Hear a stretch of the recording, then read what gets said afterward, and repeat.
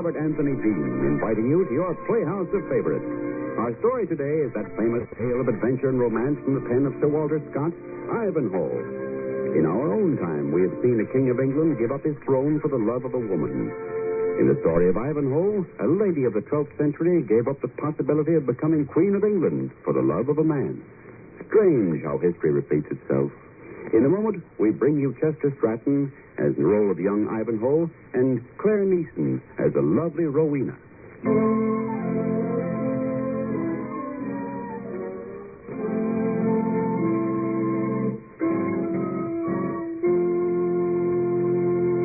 And now of Ivanhoe.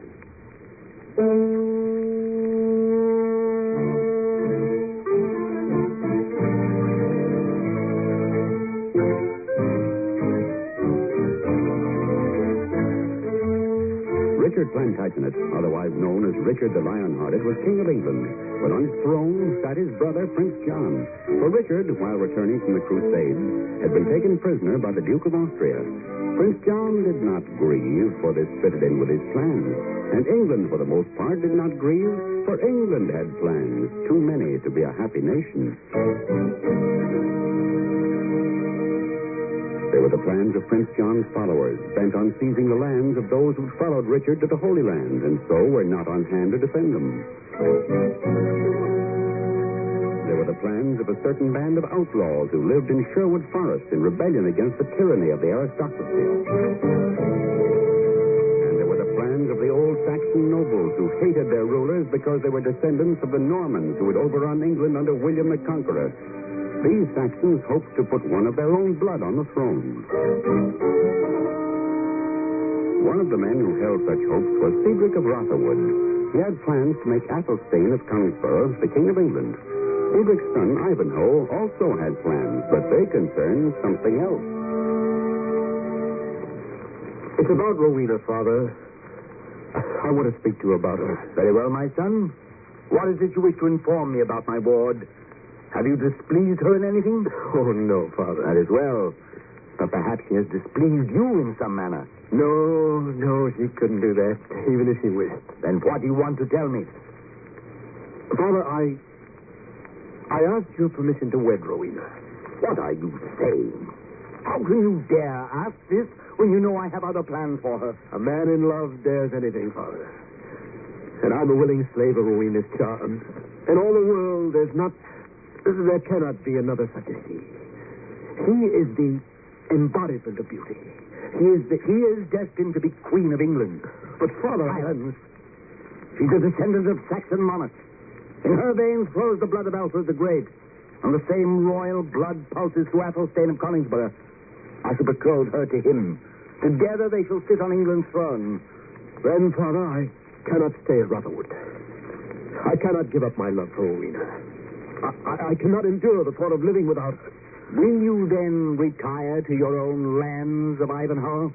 No, even there I would be too close to her. What do you propose? King Richard is marshalling an army to join the crusade against the Saracens. I would join him and fight for the Holy Land. Fight under the banner of a Norman? Can this be my son speaking? You, a Saxon, propose to offer your sword and services to one of our oppressors? King Richard is not an oppressor. He's a Norman, is he not? Yes. Then he is our enemy. Furthermore, his departure from England strengthens our cause. While he and his army are gone, his brother, Prince John, will rule the land. There'll be bickering and rivalries among his followers. The more the Normans are weakened, the better are the chances of the Saxons to succeed. But, Father, I repeat, I cannot stay in England.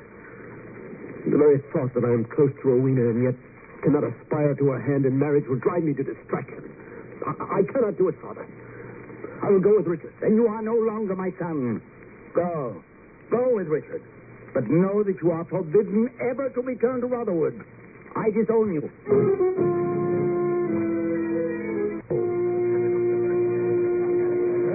Sir Brian.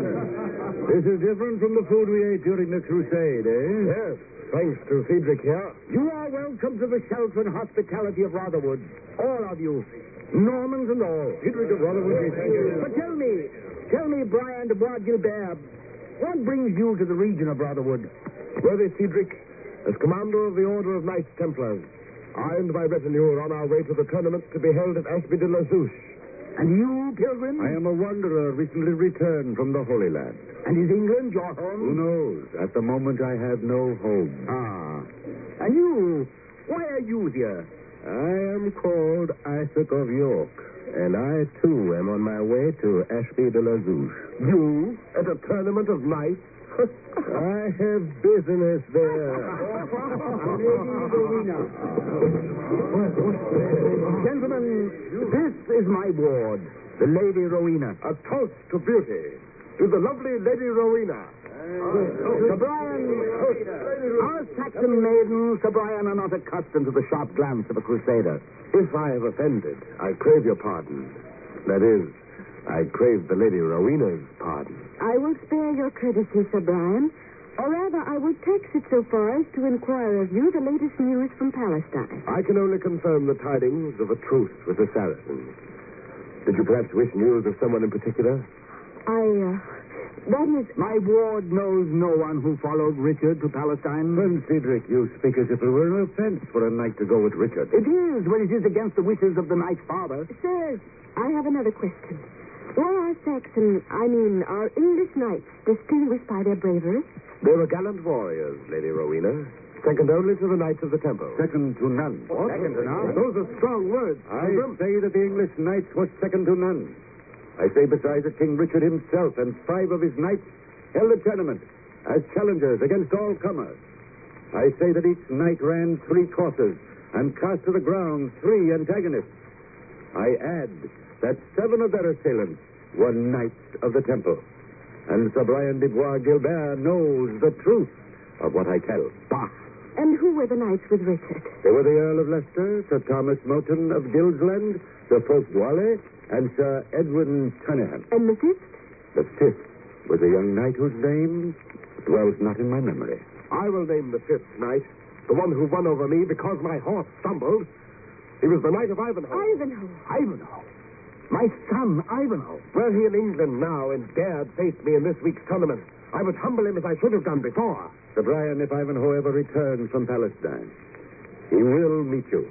As a pledge, I proffer this reliquary, containing a portion of the true cross brought from the monastery of Mount Carmel. My voice, too, shall be raised in behalf of the absent Ivanhoe. He will meet fairly every honorable challenge. No, the name of Midas' own son, Ivanhoe, is forbidden in these halls. That friend, Cedric, the Lady Rowena. The Lady Rowena is betrothed to Athelstane of Coningsborough. In his veins and hers flows the blood of Saxon kings. Blood destined to occupy the throne of England. Cedric, those are dangerous words. Pilgrim, these are dangerous times.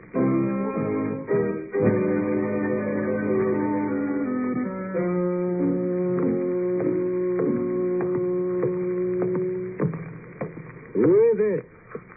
Who goes there? Hush, Isaac. It is I, the pilgrim. And why do you sneak in here in the middle of the night? Isaac, you must leave here at once. You are in danger.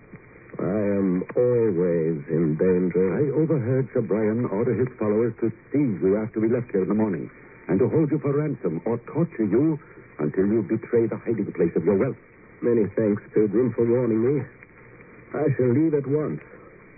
And it would be wise if you went with me. I go with you? Why? Because beneath your pilgrim's frock I glimpsed that which a pilgrim does not wear. I beheld the glint of armor. You have keen eyes, Isaac. I have need of keen eyes and ears and wits to stay alive. Come with me to the tournament. I will furnish you with a horse and armor fit for King Richard himself. Alas, Richard needs more than a horse and armor. Perhaps I, in my own way, can help him. Perhaps. At any rate, Isaac of York, I will go with you to the tournament at Ashby de la Zouche.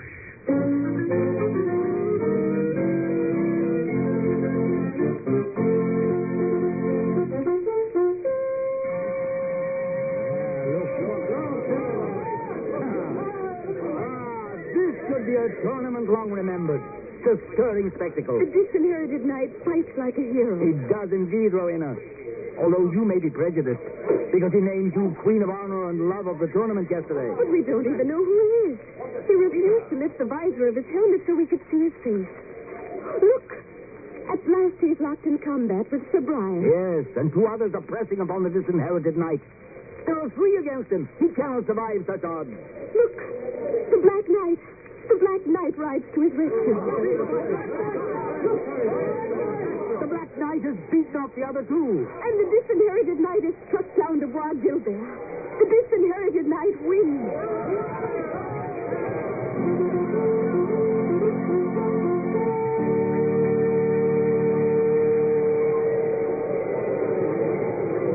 Prince John is named the disinherited knight champion of the day. What became of the Black Knight? He's vanished as though the earth had swallowed him. Now the disinherited knight rides this way. Yes, to receive from your hands the chaplet of victory. He's dismounting now.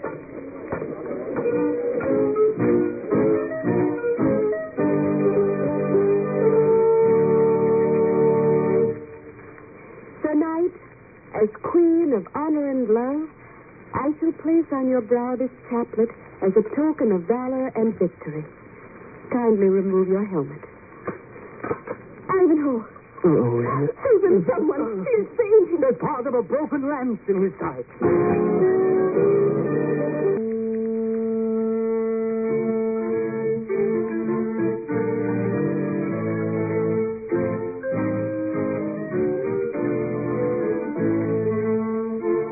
Cedric of Rotherwood, Ivanhoe's father, hating the Norman rulers of England, has disowned his own son for following King Richard on a crusade. A mysterious pilgrim and Isaac of York, who spied armor glinting under the pilgrim's frock, together with Sir Brian de Bois Gilbert, spent a night at Rotherwood while on their way to a tournament at Asti de la Zouche. The next day, Rowena was chosen Queen of Honor and Love by the disinherited knight, who, after winning the tournament with the help of the Black Knight, was found to be Ivanhoe. Wounded by a lance in his side, Ivanhoe collapsed at the feet of Rowena.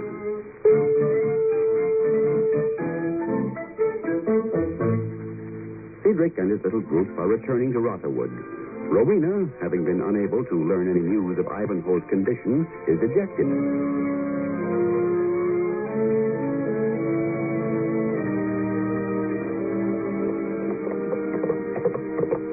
He was sorely wounded.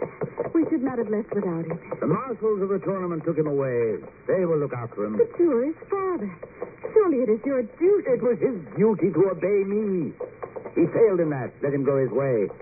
Prince John's own physician will look after him. Then Ivanhoe is done for.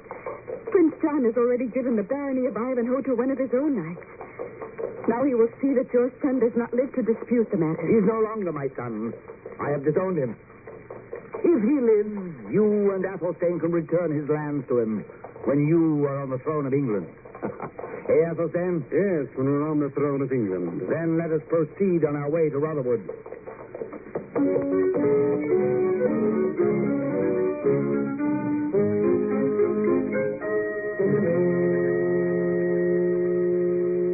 De Brassy, I would a word with you. Speak to Bois Gilbert. I am listening. During the tournament, I watched you gazing at the Lady Rowena with more admiration than is customary for a knight to show a lady he's never met. Her beauty caught my eye and held it. If I read the fire in your eye correctly, you would like to marry Lady Rowena, even though she is a Saxon. I would. Then why don't you? You have already given the answer, because she's Saxon. Cedric, her guardian, would never give his consent, even if I should win hers.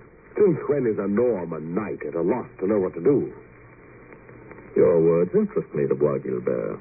Speak on. With my help, you could ambush Cedric's retinue before they reach Rotherwood, hold Cedric for ransom, and force Rowena to marry you. You would win not only Rowena, but also her lands. And you? What do you get? Part of the ransom, and what is even sweeter, revenge on young Ivanhoe. Then why do we tarry here? Let us ride.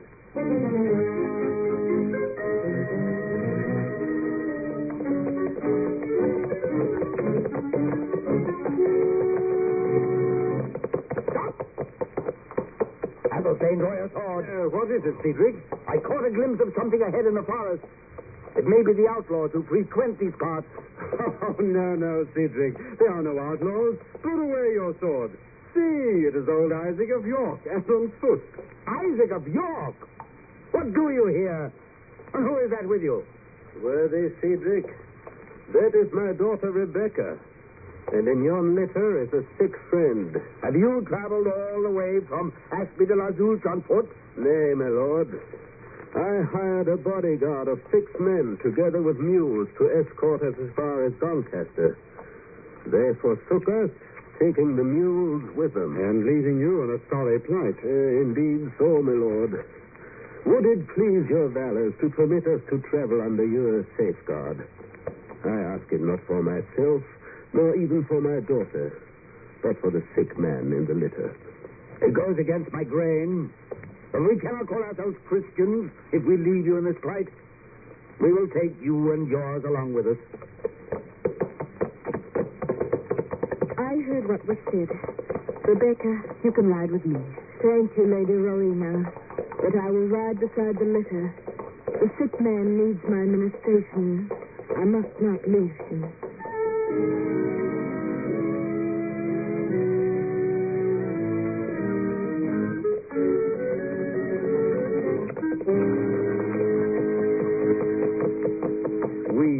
Travel slowly, Cedric. We have no need to hurry, Athelstane. Besides, Rowena, from the goodness of her heart, has asked that we do so to avoid jolting the sick person more than is necessary. I wonder who he is to receive such solicitude from Isaac's daughter. She has never left the side of the litter. Probably a kinsman. I think I'll find out. Rebecca, I will look at the sick man to see how he is. Please, kind Cedric, do not. He is very ill and must not be disturbed. Surely lifting the curtains of the litter will not disturb him. More than you know. Please trust in me, sir. I know what I'm doing. It is for his good and yours. But why? My father and I are repaying a debt of gratitude and compassion. We, who encounter so little kindness in the world, do not forget those who have been kind to us.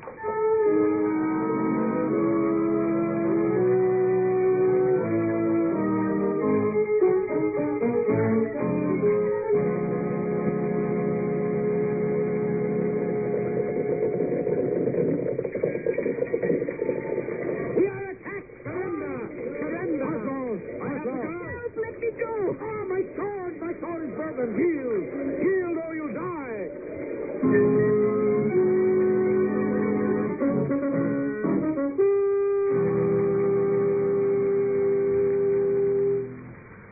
Alas, fair Rowena, you were in the presence of your captive, not your jailer, and it is from your eyes that de Bracy must receive that doom which you fondly expect from him. I know you not, sir, nor your insolent familiarity.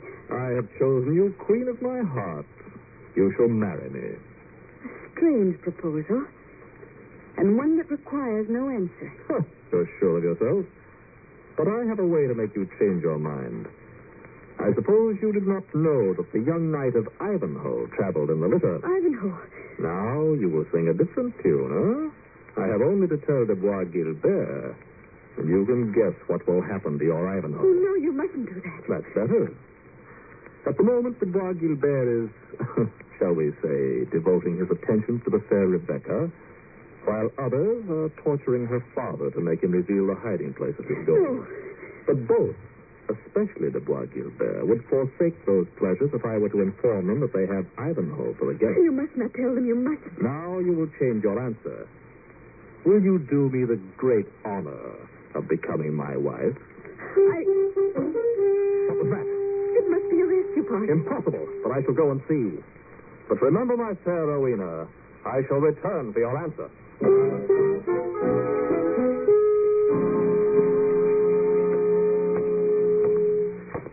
Is that you, de Bois Guilbert? Aye, de Bracy. We are surrounded by the outlaws of Sherwood Forest.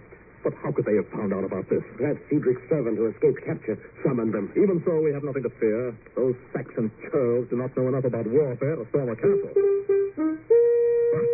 Do they dream these are the walls of Jericho, that they can be tumbled down by the blowing of a horn? You, within the castle. Hark! I know that voice. Surrender your prisoner. I've heard that voice before. Or we shall take the castle by force. It's the Black Knight. The one who fought at the tournament of Ashby de la Zouche. The same. Under his command, the false outlaws will know how to storm a castle. There is no time to lose.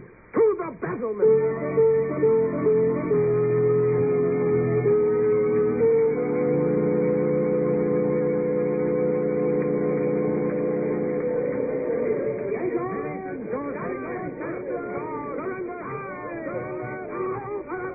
The castle's on fire! The castle's on fire! Ah, de Brassé, my sword thirsts for your blood. And mine for yours, Black Knight! Your leaders are dead. And so is Athelstane. So we're even. Now you are disarmed, de Brassé. Yield, or you are a dead man. I yield. I yield. Where is Ivanhoe? Tell me for your life. Wounded. And a prisoner in the burning castle. Now, You can't go in there. It's on fire. I must rescue Ivanhoe.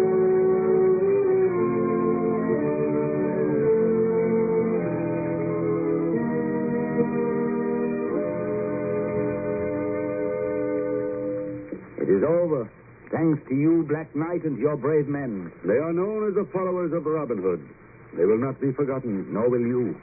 Come with me to Rotherwood, not as a guest, but as a brother. To Rotherwood will I come. But I will ask something that will put your generosity to the test. It is granted already. But my heart is oppressed with sadness, for the noble Athelstane is no more. Gone is my dream of a Saxon king of England. You have a king who will deal in justice with both Saxon and Norman.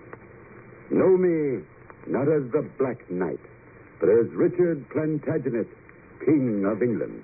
Your Majesty. Isaac of York saw me as a pilgrim in your hall at Rotherwood, but he knew me as the King of England.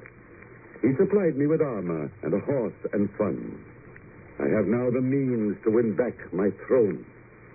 And, thanks to his daughter Rebecca, your son is among the living. Ivanhoe alive? Yes. I told you I had something to ask of you. As a man of your word, I require you to forgive your son, the brave Knight of Ivanhoe. Come to where he lies.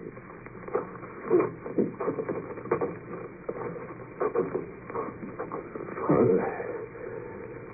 Oh, Father, grant me your forgiveness. You have it, my son.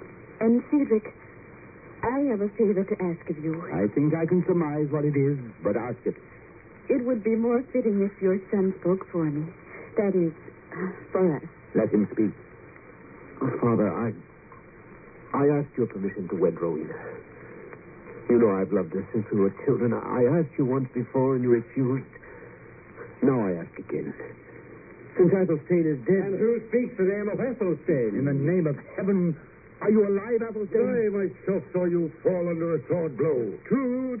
I fell stunned and bodies piled up on top of me. But as you see, I'm alive last night. Athelstane. He whom we knew as the Black Knight is Richard Plantagenet. Richard Plantagenet, a man as courageous as he deserves to be King of England. I bow before my king, your Majesty. Spoken like a true Englishman. Father, I crave your permission. With Athelstane alive, my son. But, Father... You speak of what I think you speak, brave Ivanhoe. You have nothing to fear. The Lady Rowena was fated for you, not for me.